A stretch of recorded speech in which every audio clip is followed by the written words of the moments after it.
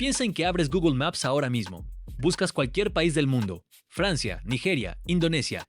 Todos ahí, con fronteras bien dibujadas, su territorio claramente definido, capitales marcadas. Ahora, imagina que buscas un país que tiene embajadas en más de 100 naciones, emites propios pasaportes, tiene su propia moneda, su propio código telefónico y en Google Maps no aparece, en ningún lado, porque literalmente no tiene tierra. ¿Qué? ¿Cómo? ¿Eso puede existir? Resulta que sí, y hoy vamos a hablar de él. Primero, ¿qué hace que un país sea un país? Esta es en realidad una pregunta filosófica y jurídica bastante complicada que los expertos en derecho internacional llevan décadas discutiendo. Pero en términos generales, la Convención de Montevideo de 1933 establece que un Estado soberano necesita 4 cosas: una población permanente, un territorio definido, un gobierno efectivo y la capacidad de relacionarse con otros estados. 4 requisitos. 4. Nuestro protagonista de hoy cumple 3 de ellos sin problema. El del territorio, digamos que lo interpreta de manera muy creativa. Y aquí está el gancho.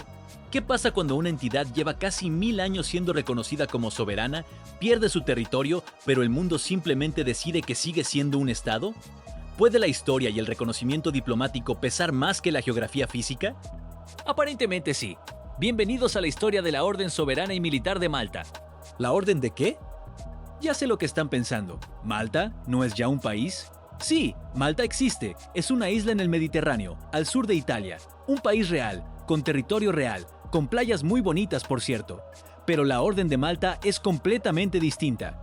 No son parte del país de Malta, no dependen de Malta para nada. Es como si hubiera 2 cosas llamadas casi igual que no tienen nada que ver entre sí. ¿Confuso? Sí. Normal para la geografía. Sigan viendo. El nombre completo oficial es Soberana Orden Militar y Hospitalaria de San Juan de Jerusalén, de Rodas y de Malta, usualmente abreviada como SMOM, por siglas en italiano. Ese nombre tan larguísimo ya les da pistas de todo lo que ha pasado. Jerusalén, Rodas, Malta, 3 lugares distintos en 3 épocas distintas. Esta orden ha estado en más lugares que muchos turistas con dinero. El origen: hospitalarios, cruzados y mucho caos medieval. Volvamos al año 1048. El Ducado de Amalfi, una potencia comercial italiana de la época, envió a un grupo de comerciantes a Jerusalén con una misión bastante noble: construir un hospital para ayudar a los peregrinos cristianos que llegaban a Tierra Santa enfermos, heridos o simplemente exhaustos después de meses de viaje. De ahí nació la Orden de San Juan, cuyo único propósito inicial era cuidar a los enfermos, sin distinción de raza, religión o clase social. Eso, para la mentalidad medieval, era bastante revolucionario. Pero entonces llegó la Primera Cruzada, en 1096, y todo cambió.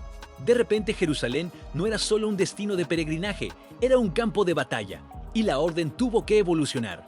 Además de curar heridos, comenzaron a defenderlos. Así nacieron los Caballeros Hospitalarios, probablemente la fusión más épica entre médico y guerrero que ha existido en la historia. El Papa Pascual II, en el siglo XI, los reconoció oficialmente como entidad soberana. No como un estado independiente en el sentido moderno, pero sí con el derecho de gobernarse a sí mismos, recaudar fondos y operar con cierta autonomía dentro del mundo cristiano. En esa época, si el Papa decía que algo era soberano, así era.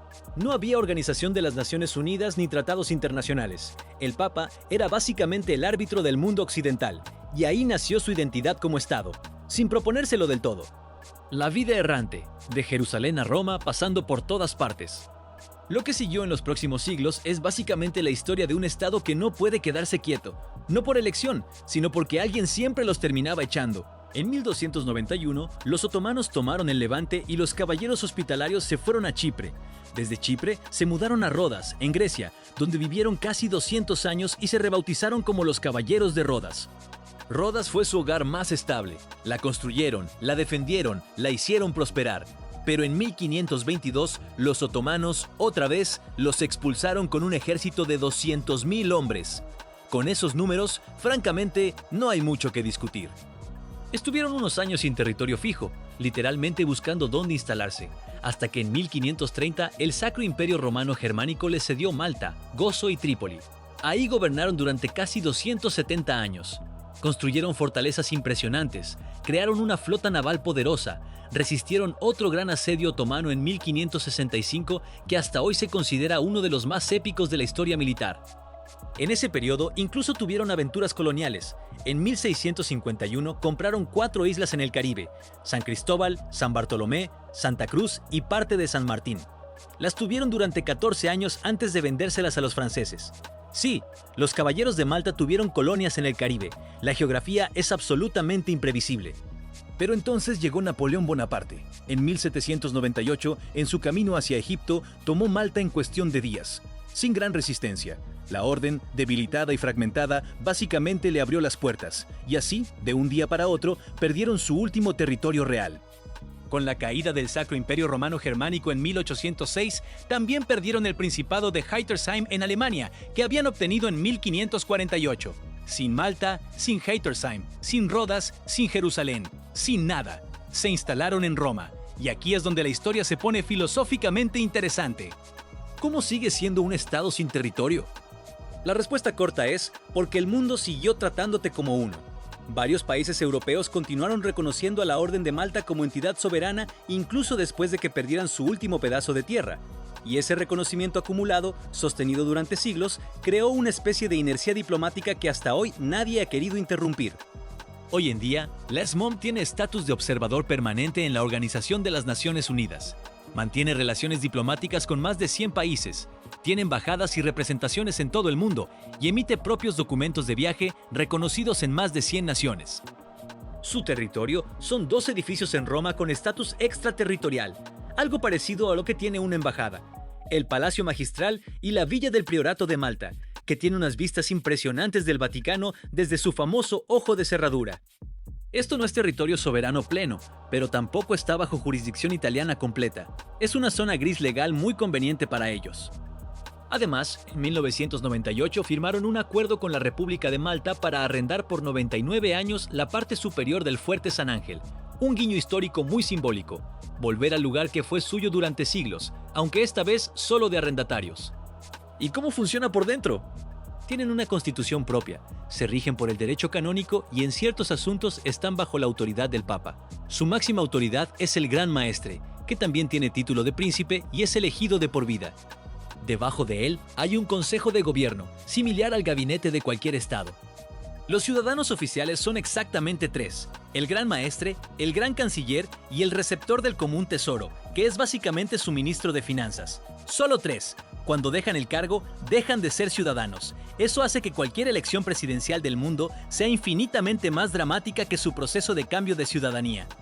Tienen unos 13.500 miembros en total distribuidos por el mundo, más 100.000 voluntarios y 42.000 empleados trabajando en proyectos humanitarios en más de 120 países.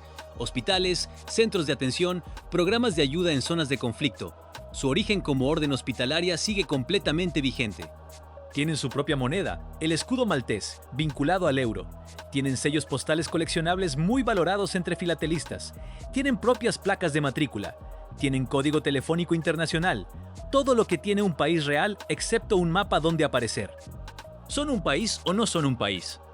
Depende de a quién le pregunten. En derecho internacional, el debate sigue abierto.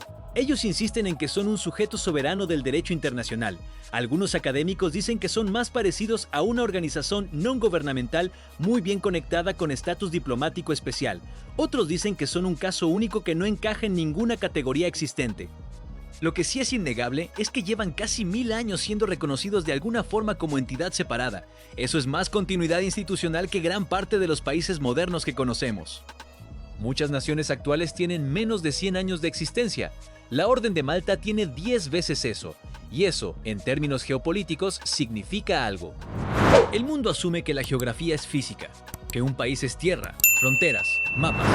Pero la historia de la Orden de Malta nos recuerda que la soberanía también es un concepto construido, mantenido por reconocimiento, historia y relaciones diplomáticas. Y a veces, eso pesa más que cualquier frontera dibujada en un mapa. La próxima vez que abran Google Maps y vean esos países bien marcados, recuerden que hay una entidad que lleva 1000 años siendo estado sin que ningún mapa la haya podido ubicar del todo. La geografía es rara, y eso es exactamente por qué nos encanta.